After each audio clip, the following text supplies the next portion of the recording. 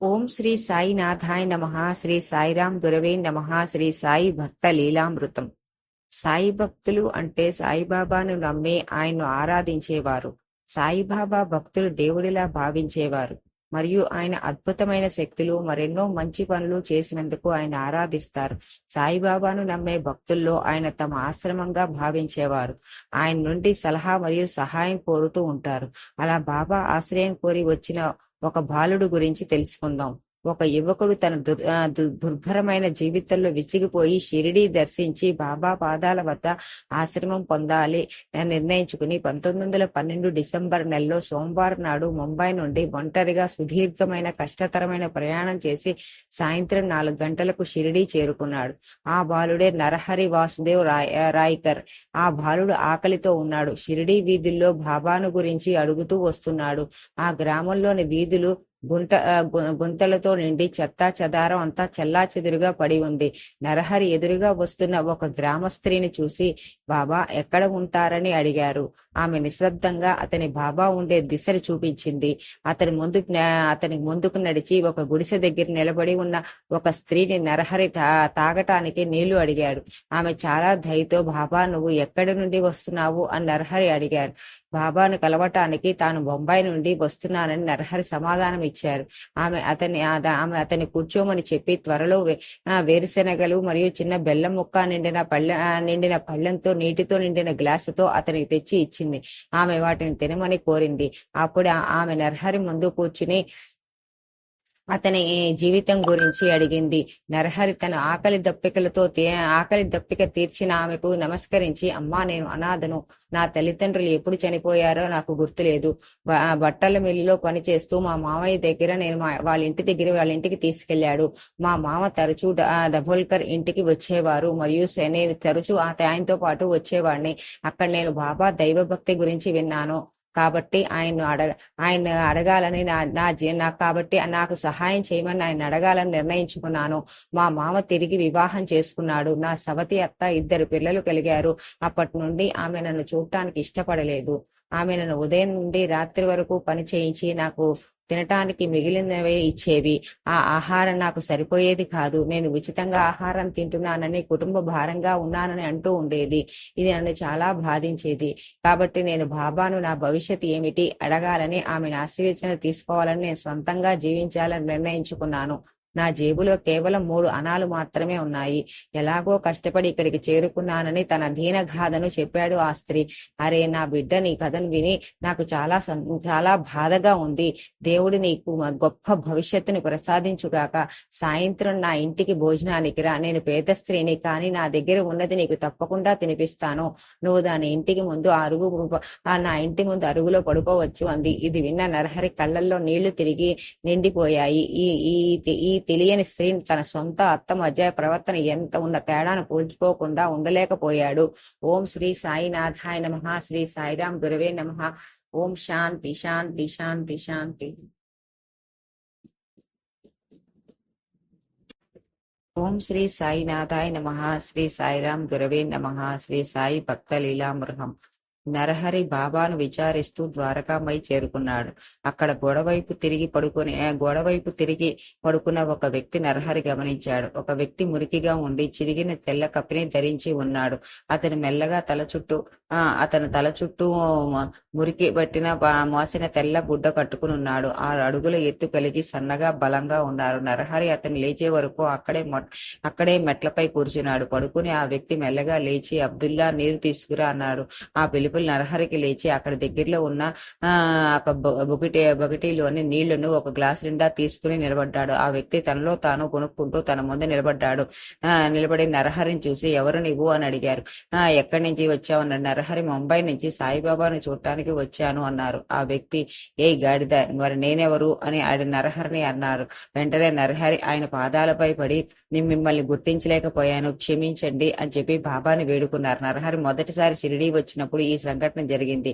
ఆ రోజు చాలా చాలా బాబా చాలా అశాంతిగా ఉన్నట్లు నరహరి గమనించాడు. బాబా చీకటి పడే వరకు ద్వారకామయిలోనే ఉన్నాడు. మొదట అందరినీ ఇంటికి వెళ్ళమని చెప్పాడు. తర్వాత అబ్దుల్లా వెళ్ళమని చెప్పి కఠినంగా ఇలా అన్నాడు: ఈ రోజు ఎవరూ కూడా ఇక్కడ ఉండకూడదు. రాత్రి సమయంలో ఇక్కడికి రాకూడదు. రేపు సూర్యోదయం తరువాత మాత్రమే రావచ్చు. తరువాత బాబా నా వైపు తిరిగి నువ్వు ఇక్కడే పడుకో అన్నారు. ఇది విని మిగిలిన భక్తులు నా వైపు చూసి నవ్వారు. అయిష్టంగానే వెళ్లిపోయారు. ఆ తర్వాత బాబా నన్ను దగ్గర కూర్చోబెట్టి తాగటానికి కొంచెం పాలిచ్చారు. బాబా నన్ను నిద్రపోమని చెప్పారు. మరలా బాబా, ఇప్పుడు నా మాట జాగ్రత్తగా విను. కొంచెం కూడా భయపడవద్దు. నువ్వు ఏమి చేసినా నువ్వు లేవకూడదు. నిశ్శబ్దంగా పడుకుని చూడు. నువ్వు లేచి నిలబడితే నువ్వు చనిపోతావు. ప్రశాంతంగా పడుకో. శబ్దం చేయవద్దు లేదా కేకలు వేయవద్దు. ఏది వచ్చినా ఏ రూపంలో వచ్చినా నువ్వు మంచం నుంచి లేవకూడదు. నిశ్చలంగా పడుకో. చూడు, అర్థం అయిందా అని అన్నారు. తర్వాత బాబా నన్ను నా సంచి మీద పడుకోమని చెప్పారు.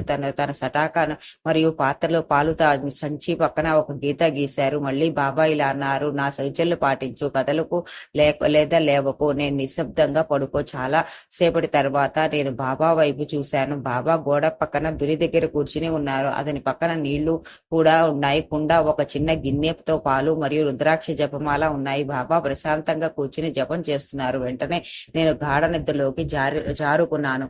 ఓం శ్రీ సాయినాథాయ నమః. శ్రీ సాయిరాం గురవే నమః. ఓం శాంతి శాంతి శాంతి శాంతి శాంతి. ఓం శ్రీ సాయినాథాయ నమః. శ్రీ సాయిరాం గురవే నమః. శ్రీ సాయి భక్త లీలామృతం. నరహరి ఉదయమైనా ఇంకా లేవలేదు. గాఢ నిద్రలో ఉన్న నరహరికి బాబా తట్టి లేపారు. నరహరి జ్వరంతో ఉన్నట్లు బాబా గమనించి సటాకాతో అతని తలపై 3 సార్లు తట్టారు. అంటే నరహరి జ్వరం చిటికలో మాయమైపోయింది. నరహరి ముఖం, కాళ్ళు, చేతులు కడుక్కుని తనతో పాటు రమ్మని బాబా అన్నారు. నరహరి బాబా చెప్పినట్లు చేసి బాబాను అనుసరించారు. బాబా వేగంగా గ్రామంలో నడిచారు. నరహరి బాబా వెంట పరిగెత్తారు. అలా బాబా నడుచుకుంటూ వెళ్లి ఒక ఇంటి ముందు నిల్చుని హరి అని పిలిచారు. ఇంటి నుండి బయటికి వచ్చిన హరిని తేనేరు తెమ్మన్నారు. ఇద్దరూ తేనేరు తాగి బాబా హరిని ఆశీర్వదించారు. అక్కడి నుండి ఒక ఎత్తు ప్రదేశం చేరుకున్నారు. అక్కడ ఒక చెట్టు కింద పాము చనిపోయింది. బాబా కన్నీళ్లతో, బిడ్డ, ఈ ప్రపంచంలో ఎవరికైనా నీ ప్రాణాలు ఇవ్వటం కంటే మంచి పని లేదు అన్నాడు. నరహరి మరియు బాబా కలిసి అక్కడ ఒక గొయ్యి తవ్వి అందులో చనిపోయిన పామును ఉంచి మట్టితో కప్పారు. ఆ పాముకు సద్గతి కలిగించమని భగవంతుని బాబా ప్రార్థన చేశారు. ఆ మట్టి కప్పుపై ఒక చెట్టు ఆకును ఉంచారు. అకస్మాత్తుగా బలమైన గాలి వీచింది. చిన్న సుడిగాలిలా మారి ఆ ఇద్దరిని దుమ్ముతో కప్పేసింది. అది అలా దాదాపు 5 నిమిషాలు కొనసాగింది. తరువాత పూర్తి ప్రశాంతత ఏర్పడింది. నరహరి పామును సమాధి వైపు చూశాడు. ఆ సమాధి పారిజాత పువ్వులతో కప్పబడిగా ఉంది. బాబా నరహరితో వెనక్కి తిరిగి చూడకుండా రమ్మని గట్టిగా హెచ్చరించారు. వేగంగా షిరిడీ గ్రామంలోకి వచ్చారు. బాబా మరియు నరహరి ద్వారకామై చేరుకున్నారు. అప్పటికే ప్రజలు గుమ్ముగూడి ఉన్నారు. రాత్రి ఏం జరిగిందో తెలుసుకోవటానికి కుతూహలం పడుతున్నారు. బాబా గత రాత్రి అందరినీ పొమ్మని నరహరిని మాత్రమే ఉండమన్నారు కదా. అందుకని నరహరి అక్కడికి వచ్చి వారందరూ నరహరి చుట్టూ చేరి రకరకాల ప్రశ్నలు చొప్పించారు. అందరికీ ఒకటే సమాధానం చెప్పారు: రాత్రి గాఢంగా నిద్రపోయానని. ఉదయం మాత్రం బాబా అతన్ని వ్యాహాలికి తీసుకుపోయారని చెప్పారు. ఓం శ్రీ సాయినాథాయ నమః. శ్రీ సాయిరాం గురవే నమః. శ్రీ సాయి గురవే నమః. ఓం శాంతి శాంతి శాంతి శాంతి. ఓం శ్రీ సాయినాథాయ నమః. శ్రీ సాయిరాం గురవే నమః. సాయి భక్త లీలామృతం. మరణానికి కారణాలు వైవిధ్యంగా ఉంటాయి. కొందరు ఆకలితో మరణిస్తారు, మరికొందరు అనారోగ్యాల వల్ల మరణిస్తారు, మరికొందరు వరదల వల్ల, ప్రకృతి వైపరీత్యాల వల్ల మరణిస్తారు. కానీ 80-90% సంవత్సరాల తర్వాత సమాజం విస్ఫోటన జరిగి మరియు ప్రపంచవ్యాప్తంగా అసాధారణ వ్యాధులు వస్తాయి. ఆ వ్యాధులకు భారీ సంఖ్యలో ప్రజలు బలైపోతారు. ప్రపంచంలో వివిధ ఖండాల్లో కొత్త వ్యాధులు వస్తాయి మరియు నివారణ కనుగొనడం కష్టమవుతుంది. మానవులకు ఇతరుల పట్ల సానుభూతిని కోల్పోతారు మరియు ప్రజలు తమ వద్ద ఉన్న సంపద ద్వారా మాత్రమే గుర్తించబడతారు. ధర్మం గొప్ప ఇబ్బందుల్లో ఉంటుంది మరియు పవిత్ర పురుషులు వివిధ ఇబ్బందులు ఎదుర్కొంటారు.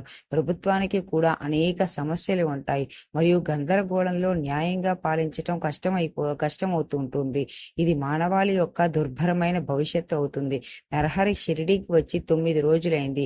ఆ రోజు ఉదయం ఎందుకో నరహరి కడుపు ఆకలితో నకనకలాడింది. బాయాజీబాయి తాజాగా తయారు చేసిన వేడి బక్రీల బుట్టతో అక్కడికి వచ్చింది. నరహరి పళ్ళు తోముకోకుండా బక్రీ మీద పడి వాటిని తిన్నాడు. బాబా ఇలా అన్నారు, ఆకలి ఒక వ్యక్తిని ఎంత నిరాశకు గురి చేస్తుంది. అతని మనసు ప్రశాంతతను కోల్పోతుంది. అతని కడుపులో కోరిక అనే ఆకలి బాధ చూసి అతను అంధుడు అవుతాడు. వివేకవంతుడు దెయ్యంగా మారుతాడు మరియు అతను తన కడుపును నింపుకోవడం గురించి మాత్రమే ఆలోచిస్తాడు. పిల్లల చేతిలో నుంచి ఆహారం లాగవలసిన వచ్చినప్పటికీ అతను అలా చేయటానికి వెనుకాడదు. రాబోయే రోజుల్లో మనిషి డబ్బు కోసం ఆరాట పడతాడు మరియు అతని కుటుంబం మరియు అతని ప్రియమైన వాటి పట్ల గౌరవం ఉండదు. డబ్బు సంపాదించే విషయానికి వస్తే అతని చర్యలు దెయ్యం కూడా సిగ్గుపడేలా చేస్తాయి. బాబా మాటలు ఈ రోజు ఎంత నిజమై నిరూపింపబడ్డాయో. ప్రపంచంలో ఆకలి మరియు పోషకాహారం లోపం విపరీతంగా ఉంది. ప్రపంచ ఆకలిని తగ్గించటానికి చాలా సంస్థలు ముందుకు వస్తున్నాయి. భారతదేశంలో అనేక మంది భక్తులు సాయి రోటీ మరియు సాయి భరోసా వంటి వాటితో అరుదైన రీతిలో ఆకలిని తీర్చడానికి ప్రయత్నిస్తున్నాయి. ఇతర భక్తులు దేవాలయాలు మరియు గురుద్వారాల్లో అన్నదానం చేస్తున్నారు. తర్వాత సాయిబాబా నరహరితో, నీవు అదృష్టవంతుడివి, నీవు ఎప్పటికీ ఆకలితో ఉండవు, నీవు పడుకోవటానికి స్థలము, ధరించటానికి బట్టలు ఉంటాయి, ఇది నీకు నేను నా దీవెన అని అన్నారు. ఆ విధంగా బాబా ఆశీస్సులు లభించాయి. ఓం శ్రీ సాయినాథాయ నమః. శ్రీ సాయిరాం గురవే నమః. ఓం శాంతి శాంతి శాంతి శాంతి శాంతి. ఓం శ్రీ సాయినాథాయ నమః. శ్రీ సాయిరాం గురవే నమః. శ్రీ సాయి భక్త లీలామృతం. నరహరి వాసుదేవ్ రాయ్కర్ షిరిడీకి వచ్చినప్పటి నుంచి బాబాతో కలిసి ద్వారకామాయిలోనే నిద్రిస్తున్నాడు. 11వ రోజున తెల్లవారుజామున బాబా అతన్ని నిద్రలేపాడు.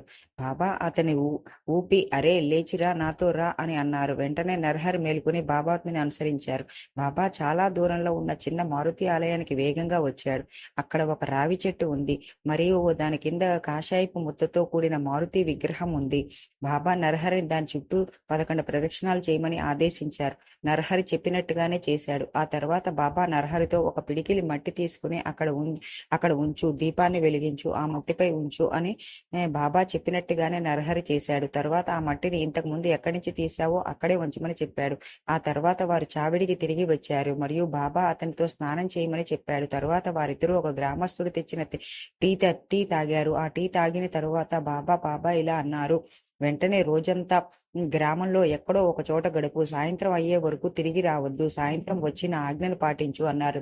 సాయిబాబా ఆజ్ఞ ప్రకారం నరహరి వెళ్లి ఆ సాయంత్రం నరహరి ద్వారకామాయికి తిరిగి వచ్చాడు. నరహరి దుని నుండి కొంచెం పిడికిలి బూడిది తెమ్మన్నారు. బాబా నరహరి నుంచి పిడికిలి బూడిది తీసుకున్నారు. తర్వాత బాబా నరహరి దుని దగ్గర ప్రశాంతంగా కూర్చోమని చెప్పి దాన్ని అతనిపై చల్లుతూ బాబా తనలో తాను ఏదో గొడుగుతూ ఉన్నారు. చాలా సేపటి తర్వాత వాళ్ళిద్దరూ ద్వారకామాయి వదిలి చావిడికి వెళ్లారు. చివరికి బాబా, ఇప్పుడు నీ పని ప్రారంభమైంది, దేని గురించి చింతించకు అని నరహరి అన్నారు. నరహరి తన భవిష్యత్తులో జరిగే ఆందోళనలకు బాబా పరిష్కారం చేస్తున్నారేమో అని భావించారు. బాబా ఏం చేస్తారో, ఎందుకు చేస్తారో ఎవరు ఊహించగలరు. ఓం శ్రీ సాయినాథాయ నమః. శ్రీ సాయిరాం గురవే నమః. ఓం శాంతి శాంతి శాంతి శాంతి. ఓం శ్రీ సాయినాథాయ నమః. శ్రీ సాయిరాం గురవే నమః. శ్రీ సాయి భక్త లీలామృతం. నరహరిని 18వ రోజున బాబా ఒక ప్రదేశానికి తీసుకుపోయారు. బాబా అక్కడ ఇంతకు ముందు ఒక పాము పాత పెట్టి ఉన్నారు. అప్పుడు మధ్యాహ్నం కావస్తోంది. బాబా ఆకాశం వైపు చూస్తూ 2 చేతులు పైకెత్తి, ఓ ప్రభు, ఈ బిడ్డని కరుణించి జీవితాంతం అతనికి 2 పూటల భోజనం అందించి అతని అవసరాలు తీర్చి అని అన్నారు. అప్పుడు బాబా నరహరి కళ్ళు మూసుకుని కూర్చోమని చెప్పారు. కొద్దిసేపటి తర్వాత ఒక అతీంద్రియ దృగ్విషయం సంభవించింది. ఆయన తలలో సుడిగాలి వీస్తున్నట్లు అనిపించింది. అప్పుడు నరహరికి వణుకు పుట్టింది. ఈ అనుభూతి తీవ్రత పెరగటం మొదలై భయంగా మారి కిందకి లాగుతున్నట్లు అనిపించింది. ఆ భయానక సంఘటనలో ఆయన అలసిపోయారు. నరహరి తనకు ఏమి జరుగుతోందో అర్థం చేసుకోలేకపోయాడు. ఆయన తన జీవితాన్ని, భవిష్యత్తుని బాబా అప్పగించటంతో ఇంకేమీ చేయలేక పడుకుని నిద్రపోయారు. చివరికి అతను లేచేసరికి చీకటి పడిపోయింది. బాబా కోసం చుట్టూ వెతికారు. బాబా ఎక్కడా కనిపించలేదు. నరహరి త్వరగా ద్వారకామాయికి వెళ్ళాడు. బాబా అతనితో ఆహ్లాదకరమైన రీతిలో మాట్లాడుతూ మాట్లాడుతూ, రా నా బిడ్డ, ఈ రోజు నుంచి నీ జీవితం మెరుగుపడటం ప్రారంభమైంది అని అన్నారు. నరహరి విధి దారుణంగా ఉందని బాబా తరచూ చెప్పేవారు. తన్ను ఆశ్రయించి ఒంటరిగా షిరిడీకి వచ్చిన కుర్రాని జీవితంలో ఆహారం మరియు దుస్తులు కొరత ఉండకుండా చూస్తానని బాబా ప్రతిజ్ఞ చేశారు. బాబా దాన్ని మార్చటానికి నిశ్చయించుకుని లీల ద్వారా దాన్ని మార్చారు. ఈ లీల చాలా మార్మికమైనది మరియు వర్ణించటానికి వీలు కానిది. మార్మికత అంటే ఇంద్రియాలు మరియు తెలివితేటలకు అందకుండా ఆధ్యాత్మిక అర్థము లేదా వాస్తవికతను కలిగి ఉండటం. ఇది దేవుడితో లేదా అంతిమ వాస్తవికతతో ప్రత్యక్షమై ఆత్మాశ్రయ సహనం కలిగి ఉండటం కూడా చెప్పవచ్చు. మార్మికత అంటే ఇంద్రియాల ద్వారా గ్రహించబడేది కాదు. ఇది సాధారణ ఆలోచన విధానానికి అందదు. మార్మికత అంటే దేవుడితో లేదా అంతిమ వాస్తవికతతో ప్రత్యక్ష అనుభవం కలిగి ఉండటం. ఇది సాధారణ తత్వజ్ఞానం లేదా ఆధ్యాత్మిక సాధనల ద్వారా సాధించబడుతుంది. సద్గురు మార్మికతను అద్భుతాలు ప్రదర్శించటం కాదు, పంచేంద్రియాలతో అవగాహన చేసుకోవటానికి వీలు కాని జీవితమనే అద్భుతాన్ని విశిష్టంగా శోధించటం. ఓం శ్రీ సాయినాథాయ నమః. శ్రీ సాయిరాం గురవే నమః. ఓం శాంతి శాంతి శాంతి.